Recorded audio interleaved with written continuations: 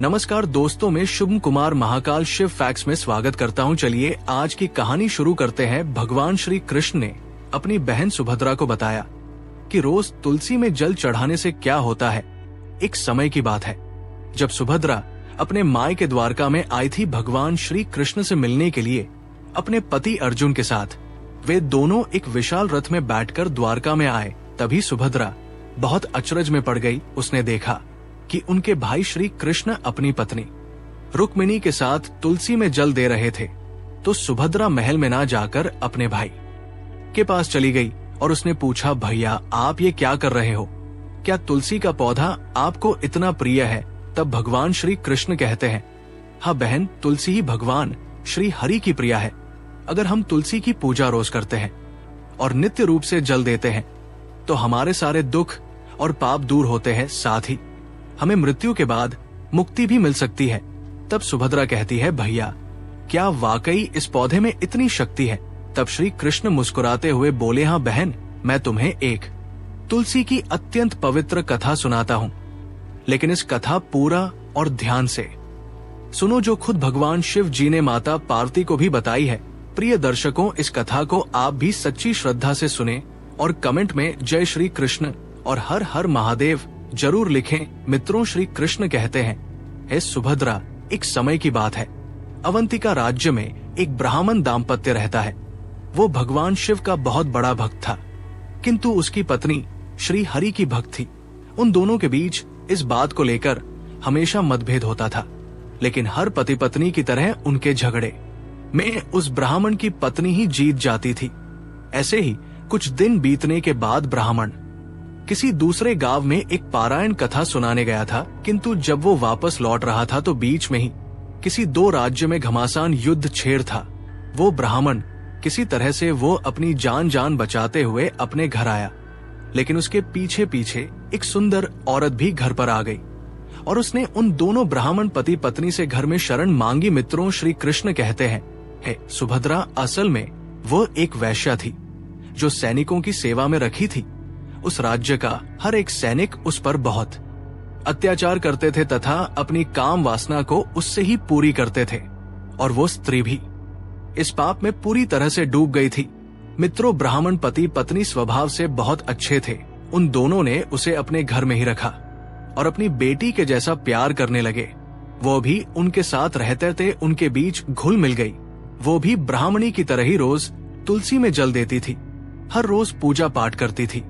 सारे मंत्र जप तप का ज्ञान उसे भी धीरे धीरे हो चुका था। मित्रों, श्री कृष्ण कहते हैं, हे सुभद्रा, ब्राह्मण हमेशा भिक्षा मांगने या किसी भी मांगलिक कार्य को करने के लिए घर से बाहर जाता था, इसलिए उसकी पत्नी और वो वैश्या ही घर में रहते थे। इसी तरह से उनका एक माह बद गया। वैश्या अपना पुराना जीवन भूल चुकी थी। फिर एक दिन अचानक कुछ सैनिक उस वैश्या को ढूंढते हुए उसी घर आ गए और उसे अपने साथ चलने के लिए जबरदस्ती करने लगे, किंतु वे सैनिक तो दूसरे पड़ोसी शत्रु राज्य के थे, इसलिए उन्होंने जबरदस्ती करते हुए उन दोनों स्त्रियों को मार डाला और वे वहां से चले गए। प्रिय दर्शकों, फिर आगे ब्राह्मणी को स्वर्ग की प्राप्ति हुई और वैश्या को नरक में जाना पड़ा।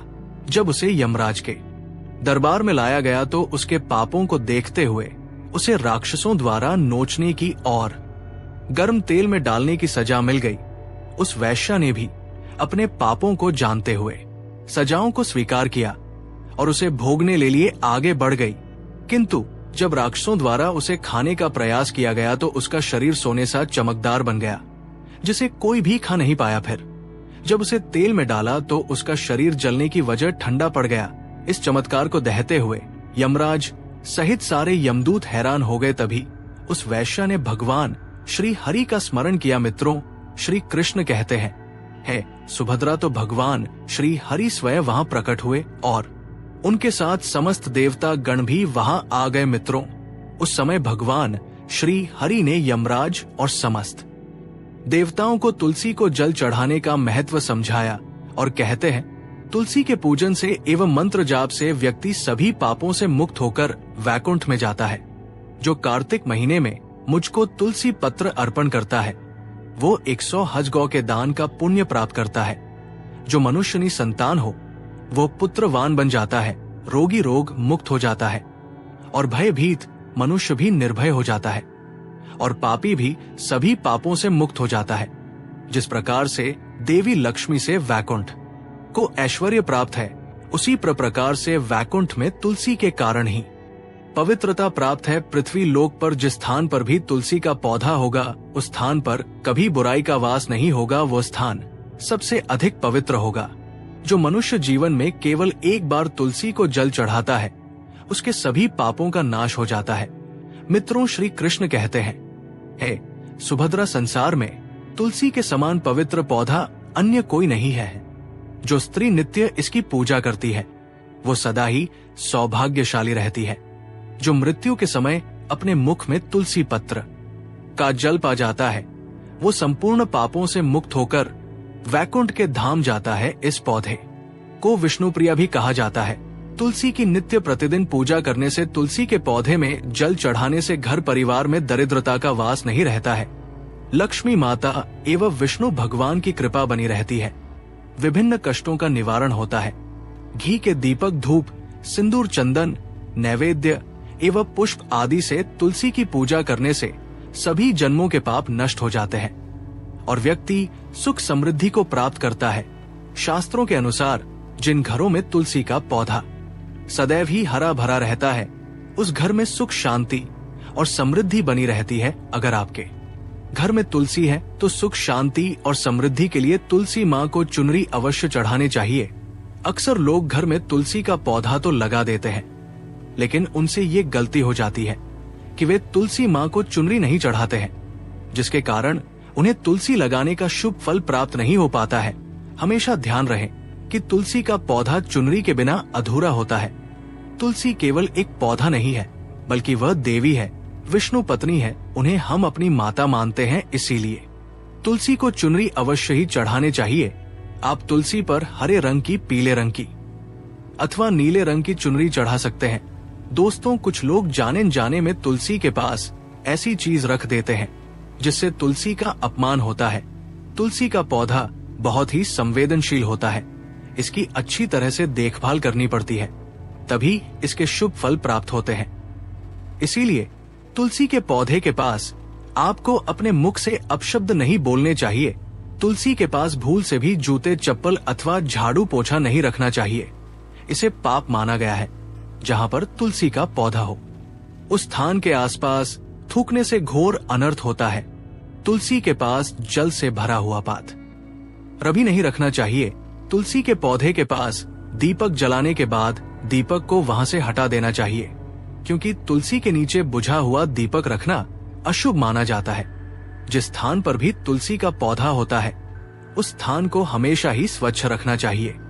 इसीलिए नियमित रूप से तुलसी के पौधे का पास साफ सफाई का ध्यान रखें। तुलसी के पौधे में शिवलिंग और गणेश जी की प्रतिमा नहीं रखनी चाहिए। साथ ही तुलसी के गमले में अन्य किसी भी प्रकार का पौधा भी लगाना अशुभ होता है। तुलसी के पौधे के पास कपड़े भी नहीं सुखाने चाहिए, अन्यथा कपड़ों से गंदा पानी तुलसी के पौधे पर गिर सकता है। ध्यान रहे, तुलसी के पौधे को नाखून से नहीं तोड़ना चाहिए, इससे तुलसी का अपमान होता है। यदि तुलसी के पत्ते सूख कर गिर जाते हैं तो उन्हें कचरे में नहीं फेंकना चाहिए। उन पत्तों को आप तुलसी की मिट्टी में ही दबा दें। रविवार के दिन तुलसी के पत्ते नहीं तोड़ने चाहिए और रविवार को तुलसी को जल भी नहीं चढ़ाना चाहिए। बाकी अन्य दिन नित्य बिना चुके तुलसी को सुबह जल देना चाहिए और शाम के समय एक दीपक जलाना चाहिए। अक्सर महिलाएं स्नान के बाद अपने बाल खुले रखकर ही तुलसी को जल देती है। ऐसा करना गलत होता है।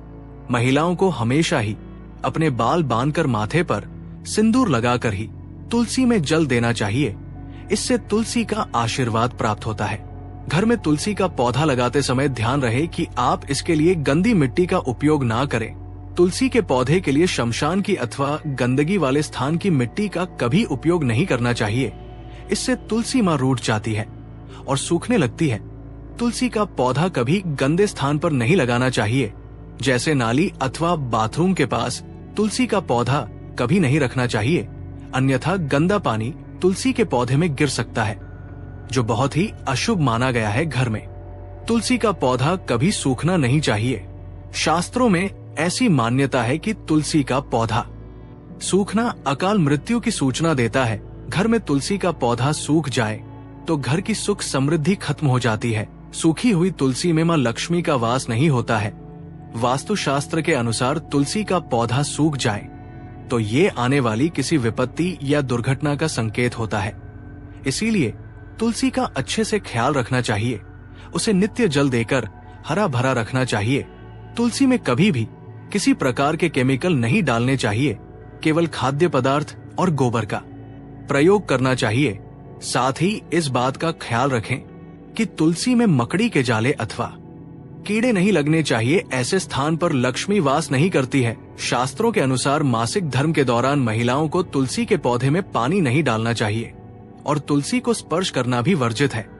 तुलसी को बिना स्नान किए जल नहीं देना चाहिए और पैरों में चप्पल आदि पहनकर भी तुलसी को जल ना दे। तुलसी को जल देते समय ध्यान रहे कि वो जल आपके पैरों पर ना पड़े, इससे तुलसी का अपमान होता है। श्री कृष्ण कहते हैं, नित्य तुलसी के दर्शन से मनुष्य को स्वर्ग की प्राप्ति होती है और तुलसी पत्र के सेवन से उसके सभी पाप नष्ट हो जाते हैं। तुलसी का पौधा हमेशा ही घर के सामने लगाना चाहिए। इसे पूर्व अथवा उत्तर दिशा में लगाना सबसे अधिक शुभ होता है। अगर तुलसी के गमले में दूसरे पौधे उग जाते हैं तो उन्हें समय समय पर हटा देना चाहिए। अगर तुलसी के ही अन्य पौधे उगते हैं तो ये पौधे दूसरों को दान में देने चाहिए। कहा जाता है कि जब घर में एक से अधिक तुलसी के पौधे अपने आप उगने लगते हैं तो घर में साक्षात माता लक्ष्मी का आगमन होता है। तुलसी के पास कभी कांटेदार पौधे नहीं रखने चाहिए, इससे तुलसी मां रूठ जाती है। तुलसी के पास मरुस्थलीय पौधे रखना बेहद अशुभ माना जाता है। ऐसे पौधों से नकारात्मक ऊर्जा निकलती है। शास्त्रों में कहा गया है, जिन पौधों से हरी भरी कलियों की उत्पत्ति ना हो, उसके स्थान पर कांटे निकलते हो, तो ऐसे पौधों को तुलसी के पास कभी रखना नहीं चाहिए, बल्कि मरुस्थलीय पौधे घर में किसी भी स्थान पर रखने ही नहीं चाहिए। इन पौधों के कारण घर का वातावरण नकारात्मक बन जाता है। जैसे कई लोग नागफनी का पौधा सजावट के नाम पर घर में रखते हैं। ऐसा करना बिल्कुल गलत है। नागफनी का पौधा तो गलती से भी तुलसी के पास ना रखें। ये तुलसी की संपूर्ण सकारात्मक ऊर्जा को नष्ट कर देता है। लेकिन शास्त्रों में केले के पौधे का विशेष महत्व बताया गया है। अगर आप तुलसी के पास केले का पेड़ लगा देते हैं तो आपको कई गुना अधिक लाभ प्राप्त होंगे। केले के पेड़ में भगवान विष्णु का वास होता है। इसे तुलसी के पास लगाने से घर में सुख समृद्धि आती है। साथ ही जिस स्थान पर भगवान विष्णु का वास होता है वहां पर लक्ष्मी खुद चलकर आती है। दोस्तों, अगर आपको तुलसी के पौधे में शालिग्राम भी अवश्य रखना चाहिए। तुलसी के गमले में शालिग्राम रखने से तुलसी का और भी अधिक शुभ प्रभाव आपको देखने को मिलेगा। शालिग राम भगवान विष्णु का निराकार रूप माना जाता है। ये काले रंग का पत्थर होता है जिसे विलक्षण और मूल्यवान माना गया है। इसे अगर आप तुलसी के गमले रखेंगे तो आपके घर से संपूर्ण नकारात्मक ऊर्जा नष्ट हो जाएगी। मान्यता है कि शालिग्राम में अल्प मात्रा में सुवर्ण भी होता है। ये पत्थर उत्तर की गंडकी नदी में पाए जाते हैं। इसीलिए अगर आप शालिग्राम तुलसी के पौधे में रखते हैं तो भगवान विष्णु के साथ आपको मां लक्ष्मी की भी कृपा प्राप्त होगी। आपके घर में कभी धन धान्य की कमी नहीं रहेगी। अंतिम महत्वपूर्ण बात आपको बता दे कि तुलसी का पौधा कभी लालच में आकर नहीं लगाना चाहिए। तुलसी का पौधा लगाएं तो उसकी नित्य पूजा करना आवश्यक है। अगर आप इन नियमों का पालन नहीं कर सकते हैं तो तुलसी का पौधा घर में लगाकर तुलसी माँ का अपमान भूल से भी ना करें। दोस्तों, फिर श्री हरि सभी देवताओं और यमराज को कहते हैं, हे धर्मराज, इस स्त्री ने तुलसी की पूजा सच्चे मन से की है, इसलिए इसके सारे पाप माफ हो जाते हैं। अकाल मृत्यु ही इसके लिए सबसे बड़ी सजा थी और ये स्त्री अब वैकुंठ धाम की सदस्य है। ऐसा कहते हैं कि उस वै की आत्मा श्री हरि के अंदर प्रवेश कर जाती है और श्री हरि समेत सारे देवता भी अंतर्ध्यान हो जाते हैं। मित्रों, श्री कृष्ण कहते हैं, हे सुभद्रा, तुम समझ चुकी होगी आखिर क्यों तुलसी की पूजा करनी चाहिए। तब सुभद्रा कहती है, मैं भी हर दिन नित्य तुलसी की पूजा करूंगी। प्रिय दर्शकों, अब आप भी समझ चुके होंगे कि आखिर क्यों चढ़ाया जाता है। तुलसी में जल आशा करते हैं। आपको ये कथा पसंद आई होगी। कमेंट में सच्ची श्रद्धा से जय श्री कृष्ण हर हर महादेव अवश्य लिखें। अधिक धार्मिक जानकारी के लिए हमारे महाकाल शिव फैक्ट्स चैनल को सब्सक्राइब करें और हमसे जुड़े रहे आप सभी का धन्यवाद।